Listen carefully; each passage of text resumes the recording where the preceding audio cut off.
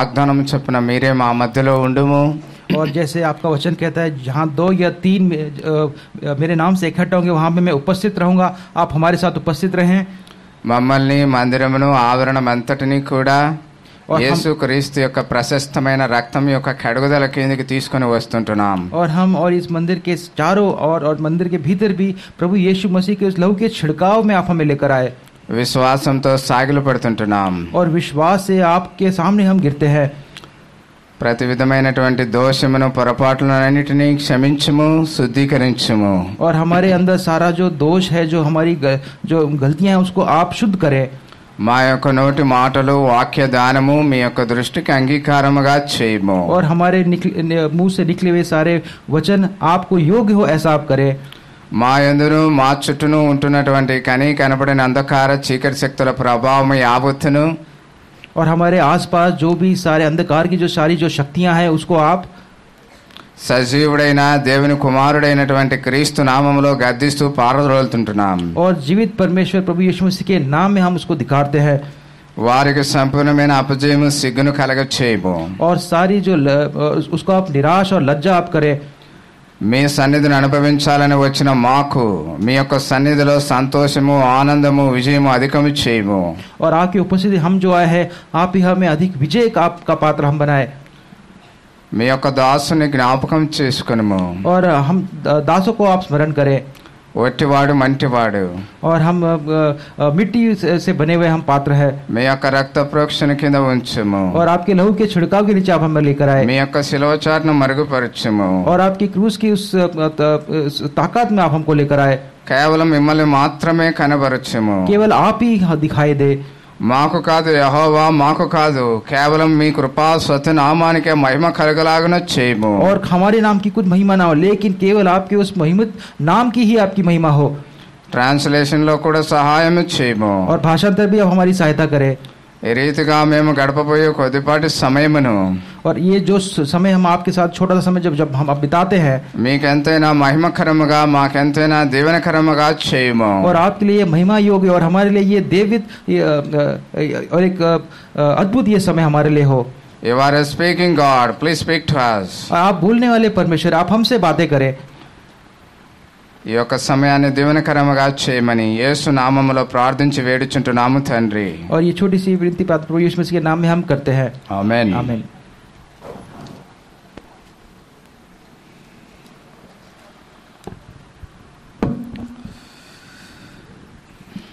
ఇక్కడ కొరింథీ పత్రికలో మనము చదివి వింటున్నాం. और कुरिन्थी की इस पत्रिका में हमने इस वचन भाग को पढ़ा है. అపోస్తలుడైనటువంటి పౌలు కొరింథీని దర్శించినప్పుడు और प्रेरित पौल जब कुरिन्थी को जब उसने अपना दर्शन दिया, he is sharing his experience, what he has experienced in the Corinth church. और ये उनसे अपना अनुभव को बांट रहा है, जो अनुभव उस कुरिन्थ के चर्च में उसने किया है. కొరింథీ చాలా రిచ్ సంఘం. और जो कुरिन्थी जो इस कलीसिया है, बहुत ही धनी ये कलीसिया है. అన్నింట్లో రిచ్చే నాకు తెలిసినంత వరకు. और जहाँ तक मुझे पता है सब विश्व में ये धनी है. సర్వ సమృద్ధి కలిగినటువంటి సంఘం. और सब सर्व संपूर्ण ये कलीसिया है. అదే విషయాన్ని పౌలు గారు కొరింథీ సంఘం గురించి మాట రాస్తుంటున్నారు. और इसी विषय में पौलुस जो है कुरिन्थी की इस कलीसिया के विषय में लिखता है. కొరింథీ సంఘం ఎంతగానో ఆశీర్వదింపబడి ఉంటున్నది. और कुरिन्थी की जो कलीसिया है कितनी ही आशीषित कलीसिया है. అందుకే ఆ చెప్పన సఖ్యము వరమును బట్టి స్తోత్రము. और इसलिए ऐसे वरदान के लिए मैं आपको धन्यवाद कहता हूँ. ఇక్కడ యేసుక్రీస్తు ప్రభుల వారిని అపోస్తలుడైనటువంటి పౌలు ఒక వరముగా, ఒక ఈవిగా చెప్తూ ఉంటున్నారు. और यहाँ पे प्रभु यीशु मसीह उनके लिए एक वर्णन, एक वरदान के हिसाब से वो उनको दर्शाता है. వరం అంటే గిఫ్ట్. और ये जो दान, ये वरदान मतलब ये कहने से भेंट है. క్రిస్మస్ అంటే గిఫ్ట్స్ షేరింగ్ కదా, అందుకోసం గిఫ్ట్ గురించి మాట్లాడుతుంటాం. और क्योंकि क्रिसमस का कहने का अर्थ है कि सब जो गिफ्ट है वो भेंट है, इसलिए इन भेंट के विषय में मैं कहना चाहता हूँ. ఇక్కడ యేసుక్రీస్తు ప్రభుల వారు ఏ గిఫ్ట్ గా చెప్పబడ్డారండి? और यहाँ पे प्रभु यीशु मसीह स्वयं किस प्रकार का भेंट उनको दर्शाया गया है. मैं నిన్ననే చెప్పా మీకు కదా, కొంచెం మాట్లాడాలి నాతో అని. और कल ही मैंने आपसे कहा कि आपने मुझसे बात करना है. నాకు అర్థమవుతుంది చలి ఎక్కువ ఉంది అందుకే బిగుసుకుపోయినారులే. और मुझे ऐसा लग रहा है कि आपको शायद सर्दी यहाँ पे ठंडी लग रही है, इसलिए अपने आप को आपने सिमट लिया है. సో నా కోసం కొంచెం కదలండి. और मेरे लिए आप थोड़ा सा अपने आप को हिलाइए. సో యేసుక్రీస్తు ప్రభుల వారు ఇక్కడ ఏ గిఫ్ట్ గా చెప్పబడ్డారు? और प्रभु यीशु मसीह यहाँ पे किस प्रकार के भेंट को दर्शा रहा है? చెప్ప సఖ్యం కాని వరముగా చెప్పబడ్డారు. और एक दान के न्याय उसको वहाँ पे उसको दर्शाया गया है. ఇంగ్లీష్ లో ఏమంటాం? Unspeakable gift. और यहाँ पे इंग्लिश में इनएक्सप्रेसिबल गिफ्ट, अनस्पीकेबल गिफ्ट, और हिंदी में लिखा है वर्णन से बाहर. 5 రకాల గిఫ్ట్ల గురించి మీకు పరిచయం చేస్తా. और 5 प्रकार के जो गिफ्ट जो भेंट है उसके विषय में कहना आपसे परिचय करना चाहता हूँ. Number 1 gift unspeakable gift. और सबसे पहले जो भेंट है वर्णन से बाहर ये भेंट. చెప్ప సఖ్యం కాని వరము. और बिना इसका वर्णन करना मुश्किल है. అపోస్తుడైన పౌలు కూడా యేసుక్రీస్తు ప్రభువును తన యొక్క సొంత రక్షకునిగా ప్రభునిగా అంగీకరించినప్పుడు ఆయన కూడా ఇటువంటి వరమునే పొంది ఉంటున్నాడు. और जो प्रेरित पौल जो है, जब प्रभु यीशु मसीह को अपना स्वयं का उद्धारकर्ता जब उसने स्वीकारा, उसको भी ऐसा एक गिफ्ट भेंट मिला है. ఈవెన్ భక్సింగ్ గారికి కూడా ఇటువంటి వరము ఆయన పొందుకొని ఉంటున్నాడు. और भाई भक्सिंग को भी ऐसा वरदान, ये भेंट उनको मिला है. ఆయన కూడా యేసుక్రీస్తు ప్రభువును సొంత రక్షకునిగా ప్రభునిగా అంగీకరించినప్పుడు ఒక పుస్తకం రాశారు. और उन्होंने में जब प्रभु यीशु मसीह को अपना स्वयं का उद्धार करता है, तो बक्सिंग अंकल ने भी एक पुस्तक को लिखा है. ఆ బుక్ మీద టైటిల్ ఏముందంటే చెప్పసనా సఖ్యము మహిమాయుక్తము అనే సంతోషము అని రాయబడి ఉంది. और वहाँ उस बुक का जो शीर्षक ये है कि वर्णन से बाहर ये प्रभु यीशु मसीह का ये भेंट है. అది స్మాల్ టెస్టిమనీ బుక్. और एक छोटी सी वो गवाही का वो पुस्तक है. సో కాబట్టి నీకు కూడా యేసుక్రీస్తు ప్రభువును మీరు మీ యొక్క హృదయంలో చేర్చుకుంటే మీకు కూడా ఆ యొక్క చెప్పనా సఖ్యము మహిమాయుక్తమైన సంతోషం ఉంటుంది. और यदि आप भी प्रभु यीशु मसीह को अपने हृदय में स्वीकारोगे, तो ये वर्णन से बाहर जो भेंट है ये आपको मिलेगा. నా జీవితంలో కూడా ఈ యొక్క చెప్పనా సఖ్యము మహిమాయుక్తమైన సంతోషం కలిగింది. और मेरे जीवन में ये वर्णन से बाहर ये जो भेंट है मेरे जीवन में मुझे मिला है. ఎప్పుడు జరిగింది అని అడుగుతారు కొంతమంది. और कोई लोग मुझसे पूछते हैं कि कब ये आपको मिला है. అది 2007 సంవత్సరంలో జరిగింది. और 2007 में ये मुझे मिला है. 2007లో और నేను బోర్న్ అగైన్ అయ్యాను. 2007 में मेरा नया जन्म हुआ है. నేను రోమన్ कैथोलिक बैकग्राउंड లో పుట్టాను. और रोमन कैथोलिक मेरा जो मैं रोमन कैथोलिक इस धर्म से मैं आता हूँ. By birth we are Christian family. और जन्म से तो हम ख्रिस्ती परिवार है. కానీ నాకను ఏమీ తెలిసేది కాదు. लेकिन हमें कुछ नहीं पता था. ఏదో ట్రెడిషనల్ గా చర్చికి వెళ్ళడం రావటం అంతే. और एक रीति के अनुसार इतवार के दिन चर्च जाना है और कलीसिया जाना है और आना है. 10th class school first. और 10th क्लास और 10वीं कक्षा स्कूल फर्स्ट వచ్చాను. 10वीं कक्षा में मैं स्कूल में पहला मेरा स्थान, प्रथम स्थान मुझे मिला. ఆ రోజుల్లో స్కూల్ ఫస్ట్ విలేజ్ లో అంటే చాలా ఊరేగింపు చేస్తారు. और उस समय गाँव में ऐसा प्रथा था, जो प्रथम आता था उसके लिए बहुत ही वो उत्सव बनाते थे. ఇప్పుడు ఎవరు చేయట్లేదులేండి. और आज कोई नहीं करता. అప్పట్లో మా డాడీకి పూలదండ వేసి ఊరంతా ఊరేగించారు. और मेरे डैडी को वहाँ पे उठाते हुए उत्सव उन्होंने मनाया है. సో ఆ రకంగా ఊరిలో మాకు చాలా పేరు ఉంది. और ऐसे गांव में हमारे लिए बहुत से नाम रखे गए थे. అయితే 10th అయిపోయింది, ఇంటర్మీడియట్ టౌన్కి వెళ్ళాం. और 10वीं समाप्त होगी, इंटरमीडिएट के लिए मैं दूसरे बड़े शहर में चला गया. సో ఇంటర్మీడియట్లో నాకంత కొత్తగా కనపడుతుంది టౌన్. और इंटरमीडिएट जब मैं गया तो सारा जो शहर है वो मेरे लिए नया दिख रहा था. సో అప్పుడు మా డాడీ డ్రింకర్. और मेरे जो पिताजी थे वो थोड़े से पियक्कड़ थे. సో తను డ్రింక్ చేసి మా మమ్మీని అప్పుడప్పుడు బీట్ చేసినప్పుడు I was so troubled in my heart. और थोड़ा सा जो पीकर दारू पीकर मेरी माता के साथ उन्हें मारते थे, पीटते थे, और इससे मैं बहुत ही भयभीत हो जाता था. నా హృదయంలో ఎంతో వేదన ఉండేది అప్పుడు. और मेरे दिल में बहुत ही ये पीड़ा, ये दुख होता था. ఇలాంటి సిచ్యువేషన్ గుండా నేను వెళ్తూ ఉంటున్నా. और ऐसे परिस्थिति से मैं जा रहा था. సో అప్పుడు మంచి ఫ్రెండ్స్ ఉంటారు కదండి. और अच्छे मित्र होते हैं ना. ఉంటారా ఉండరా? क्या है या नहीं? ఏం చేస్తారు వాళ్ళు మంచి ఫ్రెండ్స్? और अच्छे मित्र आप क्या करते हैं? బాధలో ఉంటే మంచి ఫ్రెండ్ ఏం చేస్తారు और చెప్పండి. यदि आप किसी कठिनाई में हैं तो अच्छा मित्र क्या करता है? అదే నాకు జరిగింది. और वही मेरे साथ सांत्वना उन्होंने मुझे दिया. ఓ మంచి ఫ్రెండ్ వచ్చి వేసుకోరా నువ్వు మర్చిపోతావు అన్నాడు. और एक अच्छा मित्र मेरे पास आया और उसे कहा कि इसे तू पी ले और तू तेरे को अच्छा हो जाएगा, भूल जाएगा। సో ఒక కప్పు తాగా నేను కూడా. और मैंने भी एक जो कप है उसको पी लिया।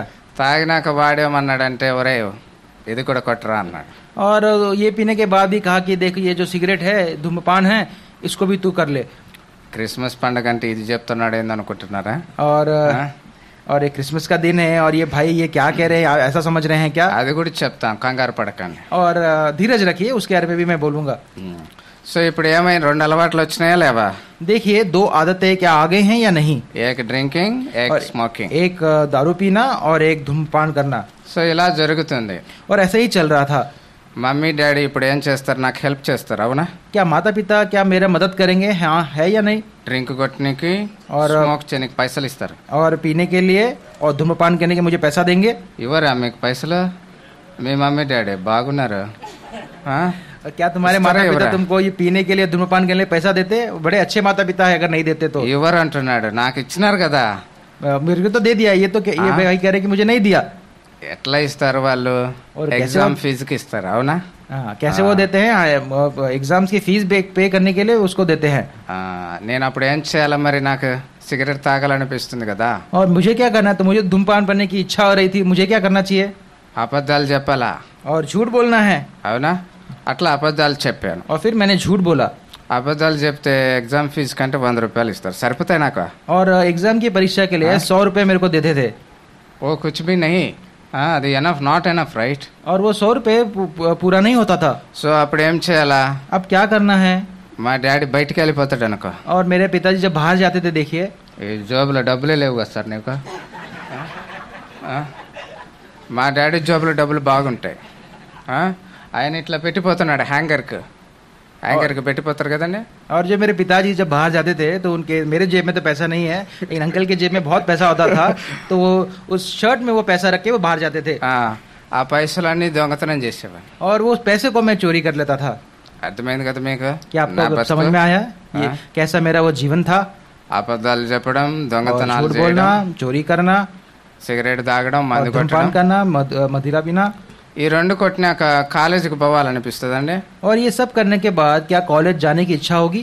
కాలేజీ బంకు కొట్టేశా. और कॉलेज कोच से छुट्टी मैं ले रहा था। మరి బంకు కొట్టేసి ఎక్కడ ఉండాలి నేను? अब छुट्टी लेकर कॉलेज ना जाते हुए मैं कहाँ रहना है? మీకు తెలుసు కదా, పెద్దది, ఇంత పెద్దది స్క్రీన్ కనపడుతుంటది. और आपको पता होगा ना, एक बहुत बड़ा जो स्क्रीन है वो सामने आता था।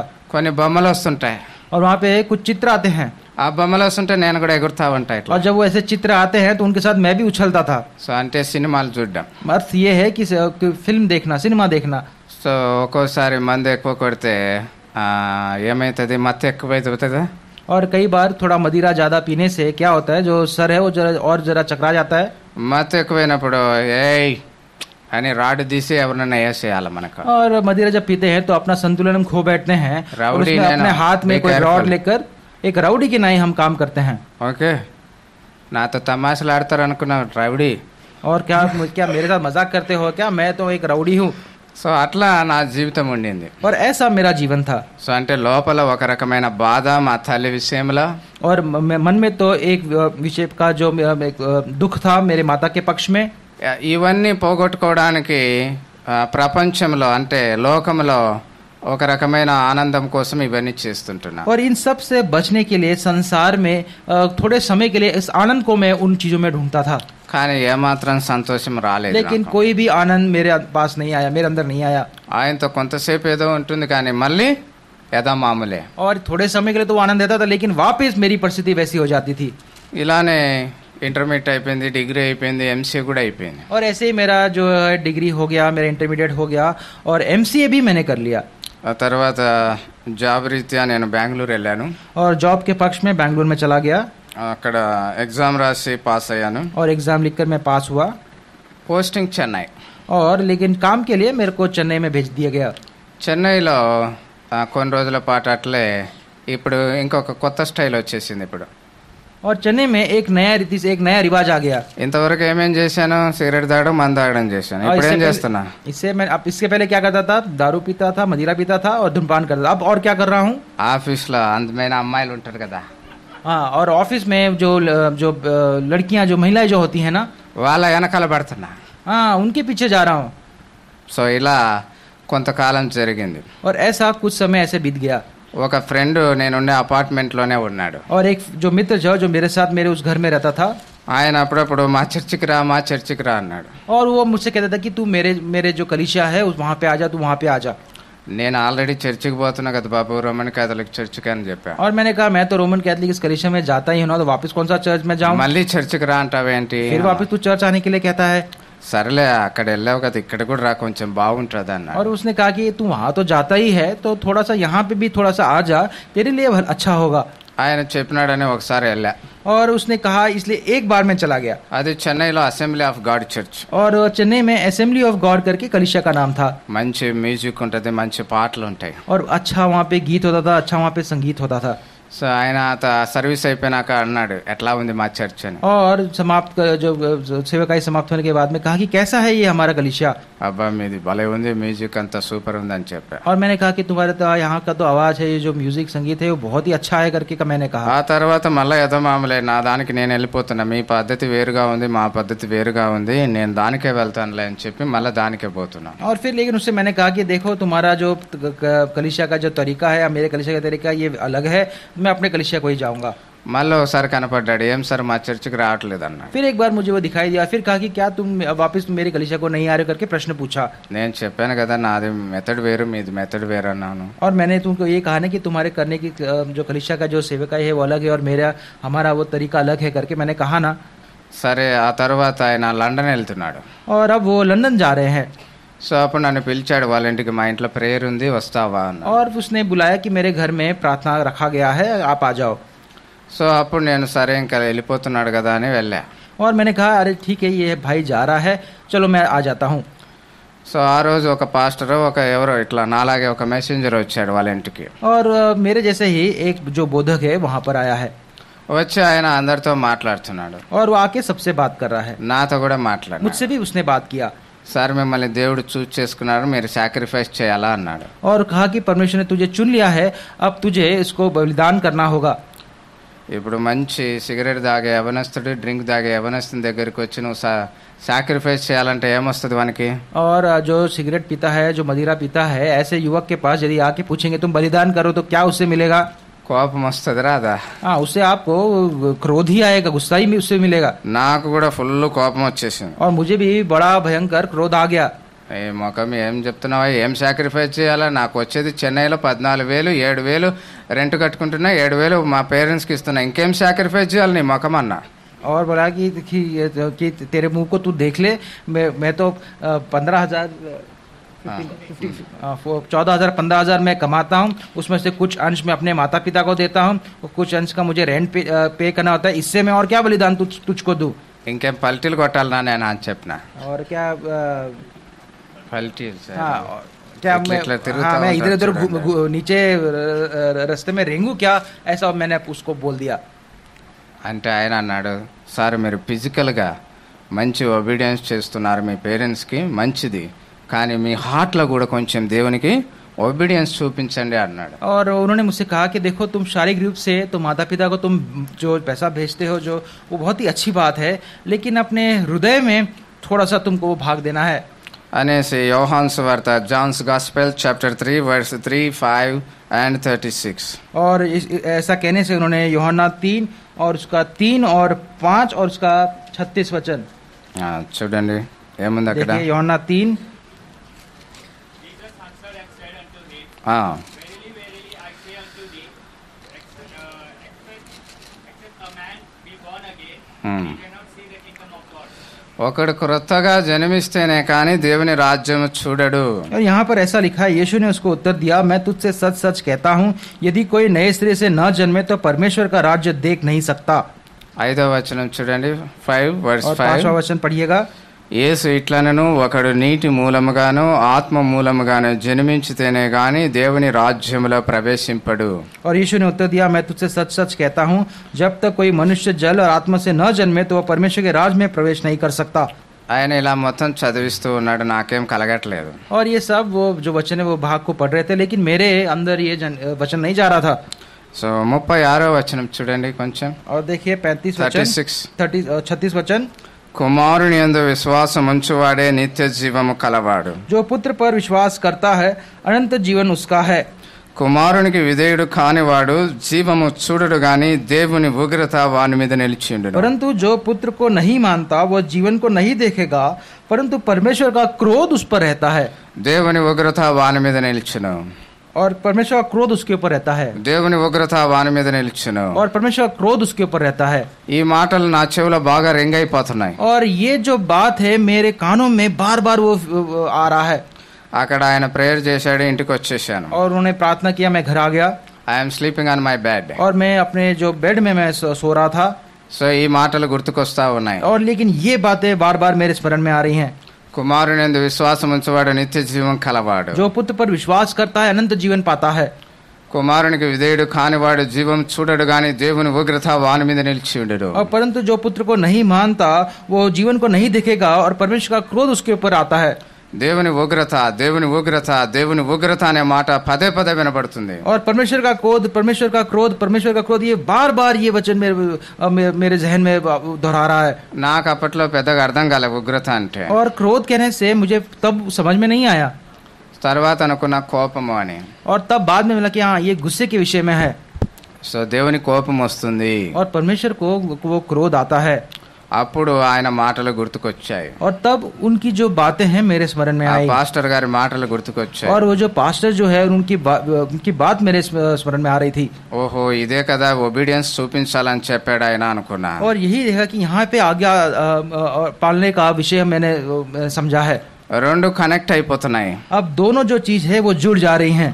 అప్పుడు మా డాడీకి చెప్పిన అబద్ధాలు దొంగతనాలు మోసాలు అన్ని నా జ్ఞాపకం వస్తుంటున్నాయి. और तब मेरे जो पिताजी को मैंने जो झूठ बोला, जो मैंने चोरी किया, सब मेरे स्मरण में आ रहा है. No one is telling to me. I was on the bed. और कोई मुझसे ये नहीं कह रहा, मैं तो अपने बेड में था. ఎవరు నాకు చెప్పట్లేదు, నాకే అన్ని దేవుడు జ్ఞాపకం और कोई చేస్తున్నాడు. मुझसे कुछ नहीं कहता, लेकिन परमेश्वर स्वयं ही मुझे ये सारा चीज याद दिला रहा था. ఆ పాపాలన్నీ నేను ఒప్పుకుంటూ వచ్చా. और ये सारे पाप को मैं मानता चला गया.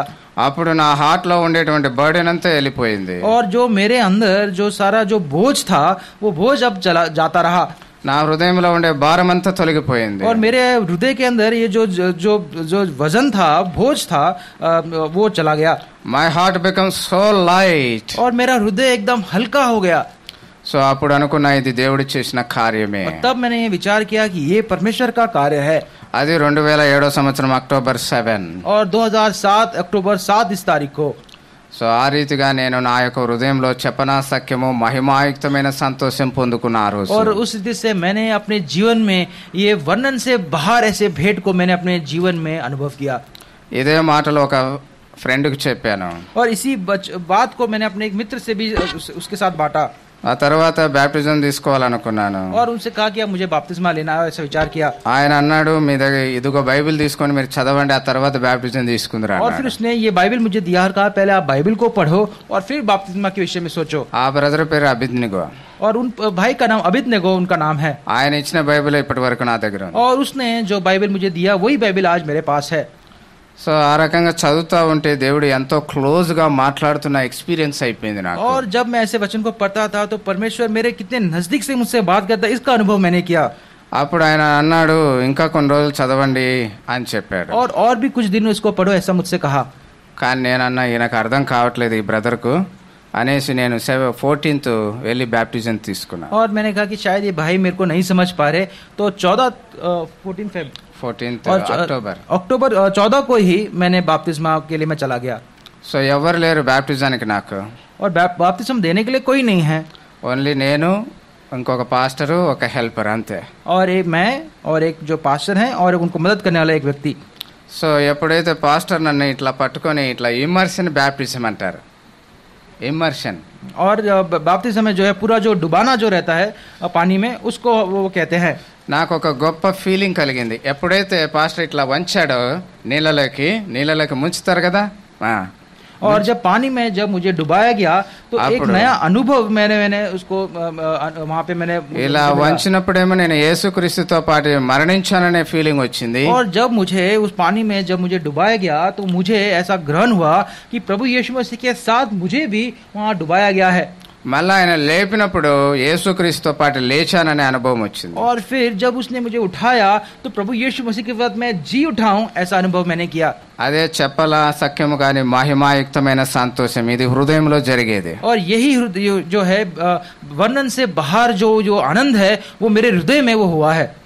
సో కాబట్టి అటువంటి చెప్పన సఖ్యము మహిమాయుక్తమైన సంతోషం గురించి పౌలు గారు మాట్లాడుతుంటారు. और ऐसे वर्णन के बाहर ऐसे जो उच्च जो भेंट है उसके विषय में पौलुस जी बात कर रहा है. సో మొట్టమొదటి గిఫ్ట్ ఏంటి? और सबसे पहला जो भेंट है वो क्या है? Unspeakable gift. वर्णन से बाहर ये भेंट. సో అందుకే మనం ఒక పాట పాడాం కదా, ప్రతి శ్రేష్ఠ ఈవిని ఈ భువిలో పొంది తిని నేను ప్రభా ప్రతి శ్రేష్ఠ ఈవిని ఈ భువి యందు. और हमने ऐसे भी गीत गाया कि सर्वश्रेष्ठ इस संसार में जो भेंट जो तू दे सकता है वो मैंने पाया है. ఎందుకంటే యేసు ప్రభు గారు కూడా ఈ యొక్క లోకానికి ఒక గిఫ్ట్ గా వచ్చారు. क्योंकि प्रभु यीशु मसीह भी इस संसार के लिए एक गिफ्ट, एक भेंट के नए वो आए हैं. ఇప్పుడు రెండో గిఫ్ట్ గురించి పరిచయం अब చేస్తున్నాం. दूसरे भेंट के विषय में हम बात करेंगे. गलती 4:4, गैलेशियंस चैप्टर 4 and verse 4. और गलती उसका 4 और उसका 4 చూడండి అక్కడ ఏముంది. देखिए वहां पर क्या लिखा गया है. త్వరగా చదివితే త్వరగా ముగిస్తానా. और जल्द पढ़ेंगे तो जल्द हम समाप्त करेंगे.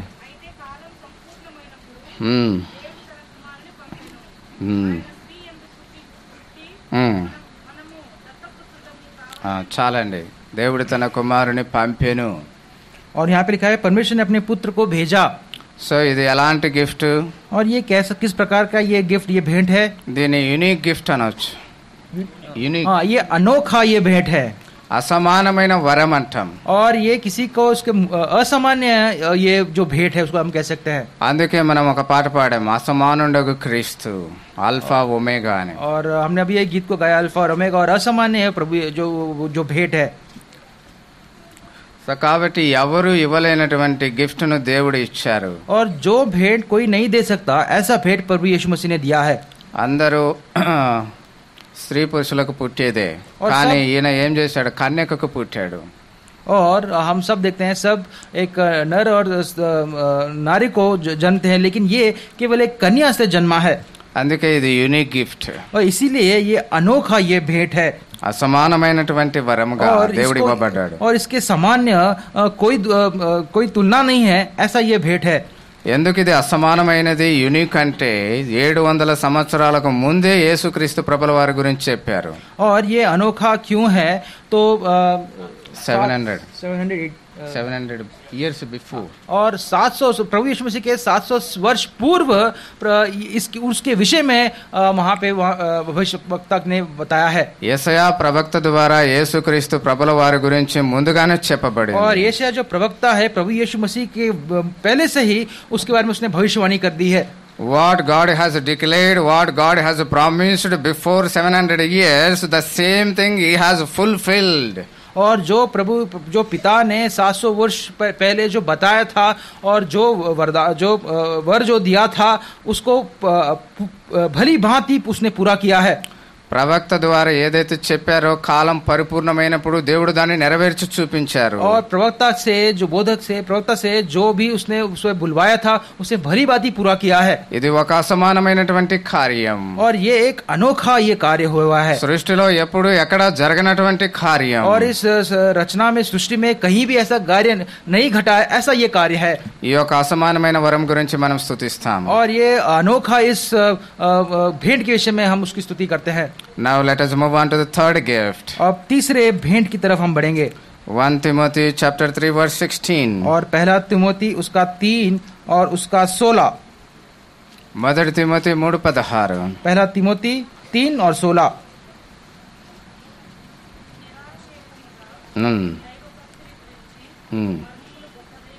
గొప్పదై ఉన్నది, ఆయన సశరీరుడుగా ప్రత్యక్షమాయను. చాలు. అంటే ఇక్కడ సశరీరుడుగా దేవుడు ప్రత్యక్షం కావటాన్ని ఏ గిఫ్ట్ గా చెప్పొచ్చు మనం? और ये प्रभु यीशु मसीह शरीर के रूप में प्रकट हुआ, इसको किस प्रकार का भेंट हम कह सकते हैं? Ultimate gift. దీన్ని ఏమంటాం? Ultimate gift. और उत्तम ये भेंट. అత్యుత్తమైనటువంటి వరముగా యేసుక్రీస్తు ప్రభుల వారు ఇవ్వబడ్డారు. और अति उत्तम प्रकार का प्रभु यीशु मसीह का भेंट हम उसको कह सकते हैं. మనకు తెలుసు దేవుడు ఆత్మస్వరూపి. हम जानते हैं परमेश्वर आत्मा रूपी है, आत्मा स्वरूपी है. ఆయన ఇప్పుడు సశరీరుడుగా ప్రత్యక్షమయ్యాడు. अब वो जो है शरीर के रूप में वो प्रकट हुआ है. ఎందుకు ఆయన సశరీరుడుగా ప్రత్యక్షం కావాల్సి వచ్చింది? और क्यों उसे शरीर के रूप में प्रकट होने की आवश्यकता पड़ी? మీరు చెప్పండి, దేవుడు మనిషిగా ఎందుకు రావాలి? और आप बताइए प्रभु यीशु मसीह मनुष्य के रूप में क्यों आना है? ఏయ్ పిల్లలు, ఎందుకు వచ్చాడు? Why Jesus came as a human being? और बच्चों से पूछा है कि क्यों प्रभु यीशु मसीह एक मनुष्य के रूप में क्यों इस संसार में आए? చెప్పండి, ఏం అర్థం కాదా మీకు? क्या आपको समझ में नहीं आ रहा है? बताइए. మీకు చీమలు తెలుసు కదండి, చీమలు. చీమకు నా భాష అర్థమవుతుందా? चींटी, चींटी को क्या जो मनुष्य जो बातें बोल रहा है क्या उनको समझ में आता है? ఏం సార్, చీమకు నా భాష అర్థమవుతుందా? क्या चींटियों को वो भाषा समझ में आता है? కాదు కదా. नहीं आता. మరి ఏం చేయాలి? నేను చీమలకు అర్థమయ్యేలా यदि చెప్పాలి. चींटी को मेरी भाषा में समझाना है तो मुझे क्या करना होगा? నేను చీమగా అవ్వాలా ఇప్పుడు? अब అర్థమైంది मुझे మీకు? चींटी बनना होगा. అట్లాగా మనమంతా రక్త మాంసములలో ఉన్నాం. और इसीलिए चींटी जैसा बना, इसलिए आप याद रखिए हम भी जो हैं इस मांस और शरीर में हम हैं. సో కాబట్టి దేవుడు ఆత్మస్వరూపి అయినటువంటి దేవుడు మానవ రూపం దాల్చాడు. इसीलिए आत्मा स्वरूपी जो परमेश्वर है अब इस शरीर के रूप में, मांस और शरीर के रूप में वो प्रकट हुआ है మన కొరకు జన్మించాడు. और हमारे लिए वो जन्मा गया है. చూడండి, హెబ్రీయులకు రాసిన పత్రిక 2వ అధ్యాయం देखिए इब्रानी को लिखी गई पत्रिका उसका 2रा अध्याय వర్స్ 14 and 15 और please. उसका 14 और 15 वचन देखिए. Hebrew 2:14 and 15. और इब्रानी 2, 14 और 15. చదవండి. इसलिए ఆ. ఆ. ఉమ్.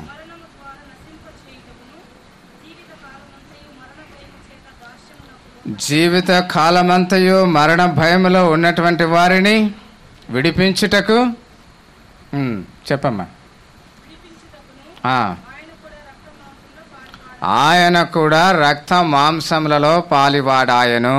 और 14 और 15 वचन पढ़ता हूँ. इसलिए जबकि लड़के मांस और लहू के भागी हैं तो वो आप भी उनके समान सहभागी हो गया, ताकि मृत्यु के द्वारा जिस मृत्यु पर शक्ति मिली थी अर्थात शैतान का निकम्मा कर दे, और जितने मृत्यु के भय के मारे जीवन पर दासत्व में फंसे थे उन्हें छुड़ा ले. మానవులందరికీ మరణ భయం ఉంది. और मनुष्य सबको ये मृत्यु का भय है. ఈ యొక్క మరణ భయం నుంచి విడిపించడానికి దేవాది దేవుడు, మహోన్నతుడు, మహాగణుడు, పరిశుద్ధుడు, నిత్య నివాసి అయినటువంటి ఆ దేవుడు సశరీరుడుగా రక్త మాంసములు గలవానిగా పుట్టి ఉంటున్నాడు. और इस मृत्यु को भय से छुड़ाने के लिए है जो महिमित सदा काल का जो परमेश्वर, जो सदा निवास करने वाला परमेश्वर है, ऐसे परमेश्वर को एक मनुष्य के रूप में संसार में आना पड़ा. మీకు అలెగ్జాండర్ తెలుసు కదండి? అలెగ్జాండర్ తెలుసా? और अलेक्जेंडर जो एक बहुत बड़ा राजा है, आपको पता है? సోషల్ చదివే ఉంటారు కదా, और जो సోషల్ స్టడీస్ और सोशल स्टडीज. అలెగ్జాండర్ ఎంపరర్ ఆయన. और एक बहुत ही बड़ा वो महाराजा है. సరే, దీని గురించి మళ్ళీ సెకండ్ మెసేజ్ లో విపులంగా చెప్తా, ఇప్పటికైతే సింపుల్ గా చెప్పేస్తా. और इसके विषय में थोड़ा सा विस्तार से वर्णन करूंगा दूसरे भाग में. ఆయన చాలా రాజ్యాలు జయిస్తూ వచ్చాడు. और बहुत से जो राज्य है उसने उसको उस पे विजय पाई है. ఆయనకు ఒకసారి ఒక చిన్న రోగం వచ్చింది. और उसको एक छोटा सा जो बीमारी है वो आ गया. సో అంటే ఫీవర్ వచ్చింది అనుకోండి, और बुखार आ गया हम कह सकते हैं. ఆ ఫీవర్ పోవటమే లేదు. और जो बुखार है वो अब जा नहीं रहा. అప్పుడు ఆయనకు మరణ భయం పట్టుకుంది. तब उसको मृत्यु का भय आ गया. సో ఇప్పుడు అర్థమైంది కదా, అన్ని రాజ్యాలు జయించడానికి భయమే లేదనుకున్నారు అందరూ. और सब ऐसा, కానీ వానికి కూడా భయం వచ్చింది. और इतने राज्य को जीतने वाला लोग उसके विषय में सोचते हैं कि इसको तो कोई भय नहीं होगा, लेकिन ऐसे व्यक्ति को मृत्यु का भय आ गया. అందుకే యేసుక్రీస్తు ప్రభుల వారు కూడా మరణాన్ని రుచి చూచుటకు మానవాళిగా జన్మించాడు. और इसीलिए प्रभु यीशु मसीह मनुष्य को इस मृत्यु के का रहस्य बताने के लिए मनुष्य के नाई वो जन्मा है. అందుకే ఆయన మరణించి సమాధి చేయబడి తిరిగి 3వ దినాన లేచినప్పుడు, ఓ మరణమా నీ ముల్లెక్కడా అన్నాడు, ఓ సమాధి నీ విజయం ఎక్కడా అన్నాడు. और इसीलिए उन्होंने वो मृत्यु को सहते हुए अपने आप को समाधि में ले जाते हुए वापस तीसरे दिन जी उठा. और फिर ये पूछने, हे मृत्यु तेरा डंक कहाँ है करके ऐसा उसने प्रश्न उसने पूछा है. అందుకే సమస్తమైనటువంటి మానవాళికి దేవుడు యేసుక్రీస్తు ప్రభుల వారిని అల్టిమేట్ గిఫ్ట్ అత్యుత్తమ బహుమతిగా और ఇచ్చింటున్నాడు. इसीलिए सारे मनुष्य जाति को ये परमेश्वर का जो अति उत्तम जो भेंट है वो उन्हें दिया गया है. కారణం ఏమంటే మారణములో మునిగిపోయినటువంటి మానవాళిని విడిపించుటకు ఒక అత్యుత్తమైన గిఫ్ట్ గా ఈ లోకానికి और कारण ये వచ్చింటున్నాడు. है जो मृत्यु के इस भय से में जो फंसा हुआ है उसको एक उत्तम भेंट देने के लिए ये कार्य किया गया है. Next we can see John chapter 3 verse 16. और यूहन्ना 3 और उसका 16 वचन. యోహాను 3:16. यूहन्ना 3 और उसका 16 वचन. ఇంకా అయిపోతుంది, ఇంకొక గిఫ్ట్ చెప్తాను, ఆ తర్వాత ఆరాధనలోకి వెళ్తాం. और एक भेंट के विषय में पढ़ेंगे और फिर आराधना में हम जाएंगे. అందరం కలిసి చదువుతాం. सब We मिलकर will be पढ़ेंगे. reading all together please. हम सब मिलकर पढ़ेंगे यूहन्ना 3 और 16.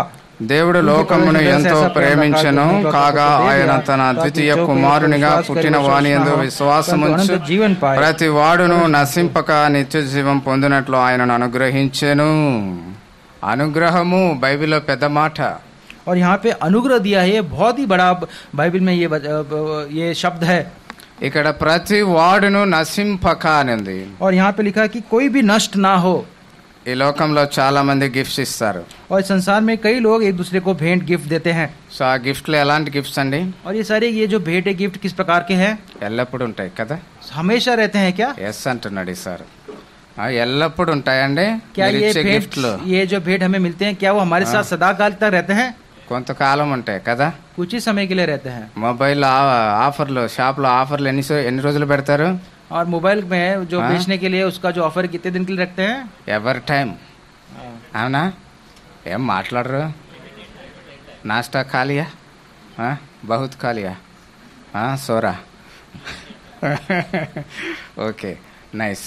జస్ట్ అలర్ట్ కానీ అలా మాట్లాడుతుంటున్నా, ఏం కంగారు और పడవద్దు. थोड़ा सा आपके लिए जो हल्का रखने के लिए मैं बातें कह रहा हूँ, आप उसमें द्वेष में ना आइए. సో అంటే మానవులు ఇచ్చేటువంటి గిఫ్ట్స్ అన్ని లిమిటెడ్ ఉంటాయి. और मनुष्य जो भेंट देता है वो सीमित उसकी वो भेंट होते हैं. ఇక్కడ ఏమంటున్నాడు? ప్రతి వాడు నశింపక. और यहाँ पे कहता है कि कोई भी नष्ट ना हो. ఈ ప్రతి వాడిలో నువ్వు నేను ఉన్నాం. और इस कोई भी में आप और मैं आ जाते हैं. ప్రపంచమంతా ఉంది. और सारा संसार इसमें आ जाता है. అంటే దేర్ ఈజ్ నో లిమిట్. और मतलब इसका कोई सीमा नहीं है. So that's why this gift is called unlimited gift. और इसीलिए ये सीमा रहित ये भेंट हम कह सकते हैं. అవధులు లేని వరముగా యేసుక్రీస్తు ప్రభుల వారి భూమి మీదకి వచ్చి ఉంటున్నారు. और सीमा रहित ऐसे प्रभु यीशु मसीह के उस झुंड में हम आ चुके हैं. ఎవరు నశించిపోకూడదని ఆయన ఈ భూమి మీదకి వచ్చి और ఉంటున్నారు. कोई भी नाश ना हो इसलिए वो संसार में आया है. సమస్తమైన మానవాళి పాపము చేత నశించిపోతుంటున్నది. और सारा जो मनुष्य है उसके पाप के कारण वो नष्ट हो जा रहा है. ఏ ఒక్కడు నశింపకూడదు, తనతో పాటు నిత్య జీవం కలిగి ఉండాలన్నటువంటి గొప్ప ఉద్దేశంతో యేసుక్రీస్తు ప్రభుల వారు ఈ భూమి మీదకి వచ్చి ఉంటున్నారు. और कोई भी नाश ना हो और अनंत काल के वो जीवन में जाए, और इस उद्देश्य से प्रभु यीशु मसीह संसार में आया है. That's why we call Jesus as unlimited gift for entire humankind. और इसीलिए हम कहते हैं सीमा रहित ये प्रभु यीशु मसीह का भेंट है जो सारे मनुष्य जाति के लिए दिया गया है. చివరిగా చూస్తాం ఇంకో గిఫ్ట్. और आखिरी में और एक भेंट के विषय में हम देखेंगे. Romans chapter 5 verse 8. और रोमन 8 और 5 और उसका 8.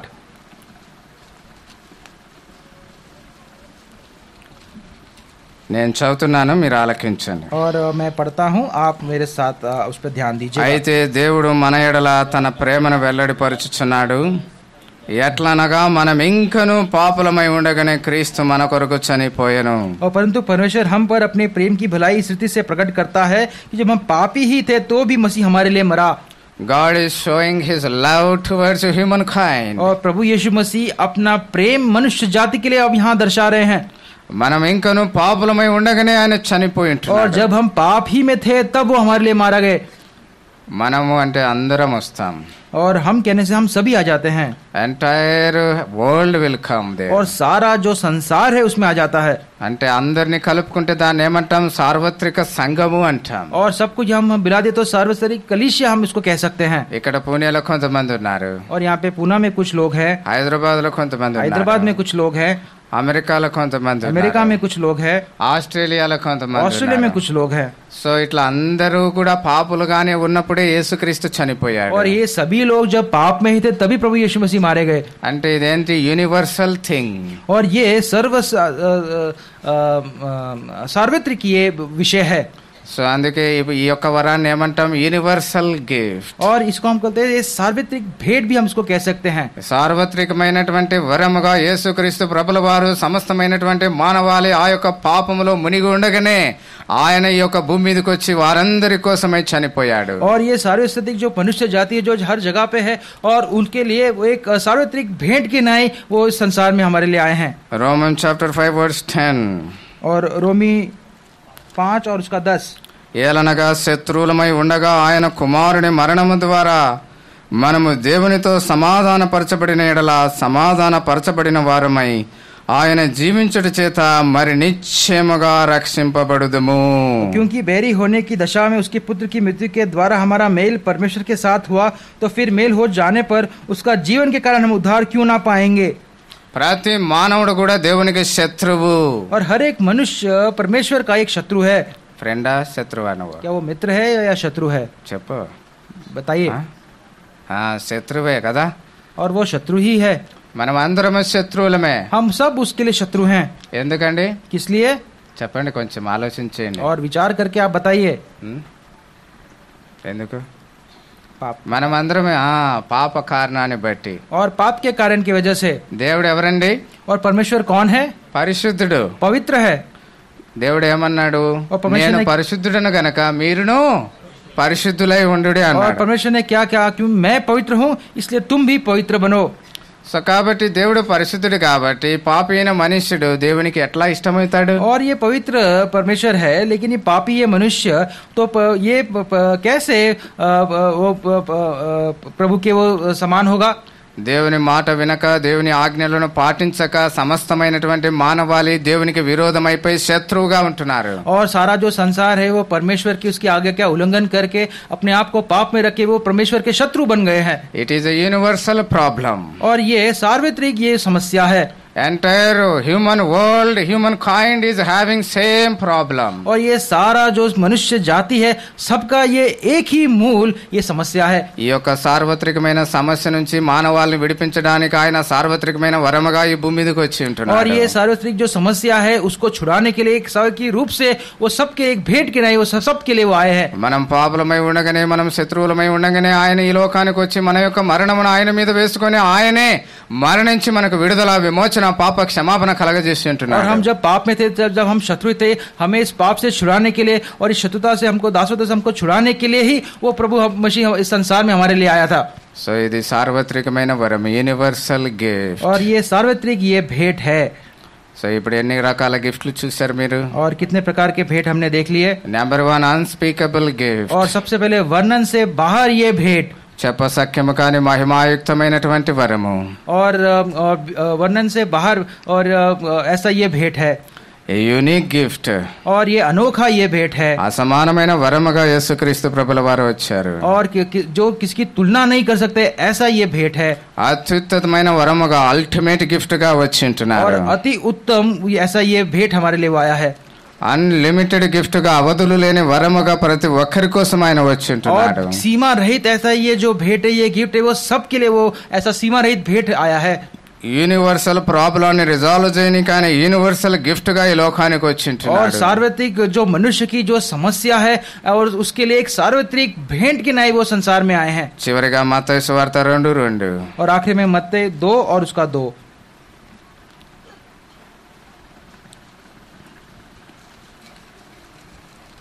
ఏముంది అక్కడ? देखिए क्या है वहाँ पर.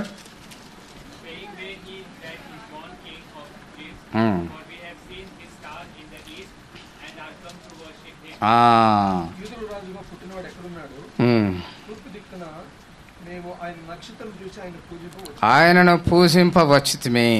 और देखिए यहाँ पे लिखा है कि हमने पूर्व में उसका तारा देखा और उसको प्रणाम करने आए हैं. మనమందరం ఇప్పుడు దేనికోసం వచ్చాం? अब हम सब यहाँ पर क्यों आए हैं? ఆయనను పూజింపవచ్చాం అంటే ఆయనను ఆరాధించనీకి వచ్చాం. और उसको पूजने के लिए आए. अर्थ ये है कि उसकी आराधना करने के लिए आए हैं. చూడండి 2:11 లో ఏముంది? और 2 और 11 में क्या है देखिए. 2:11 और 2 और उसका 11. సాగిలపడి మ్రొక్కిరి అని ఉందా? సాగిలపడి మొక్కడం అంటాం దాన్ని और वहाँ కదా? पे लिखा है मुंह के बल गिरकर. This is the first time సాగిలపడి అనే పదం చూస్తుంటున్నాం. और मुंह के बल गिरकर ये पहली बार इस वचन भाग को हम देखते हैं. బైబిల్లో 95 సార్లు సాగిలపడి అనే మాట ఉంది. और बाइबल में 95 టైమ్స్ సాగిలపడి. और 95 टाइम्स ये लिखा गया कि मुंह के बल गिरकर ऐसा लिखा गया है. చివరిగా ప్రకటన గ్రంథం 22:8-9 వచనాల్లో ఉంది. और आखिरी में प्रकाशित वाक्य उसके 21 22 वर्ड्स 8 and 9. और 22 और उसके 8 और 9 में लिखा गया है. ఏమని చూడండి, చదవండి. देखिए वहां पे एक बार हम पढ़ेंगे.